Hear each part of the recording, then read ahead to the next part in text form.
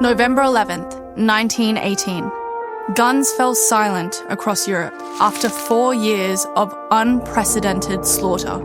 This had been called the war to end all wars.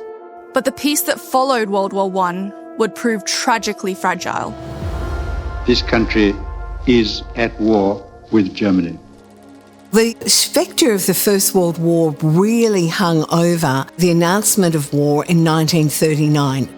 A sense of foreboding because the impact of the First World War is very much in living memory. So how did history repeat so quickly? Well, after the First World War, the United States emerged as an economic superpower. American loans flowed to rebuild Europe, creating a temporary sense of stability. But the prosperity was built on unstable foundations. October 24th, 1929, a date that will echo through the ages. Panic grips the New York Stock Exchange as share prices plummet. International trade collapsed, unemployment soared, and the Great Depression went global. Desperate people began looking for radical solutions. One of the great refrains that comes out of the 1930s is so many people are looking for what they call a new order. The old one hasn't worked. Where do we go for an alternative? So into this void stepped leaders promising strength, stability, and national rebirth. In the Soviet Union, Joseph Stalin had consolidated total control.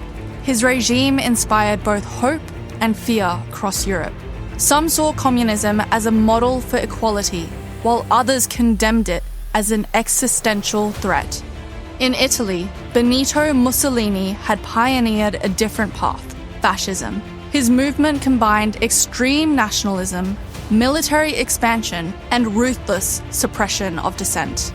But it was in Germany where the consequences of the First World War would prove most catastrophic. Many Germans felt humiliated by the Treaty of Versailles. The treaty forced Germany to accept sole blame for the war, pay crippling reparations, surrender territory, and drastically reduce its military. The Nazi Party, led by Adolf Hitler, exploited national anger by promising to restore German pride while ending unemployment. Before long, Hitler began rearming Germany, in direct violation of the treaty. Meanwhile, in Asia, Japan was pursuing its own path of military expansion.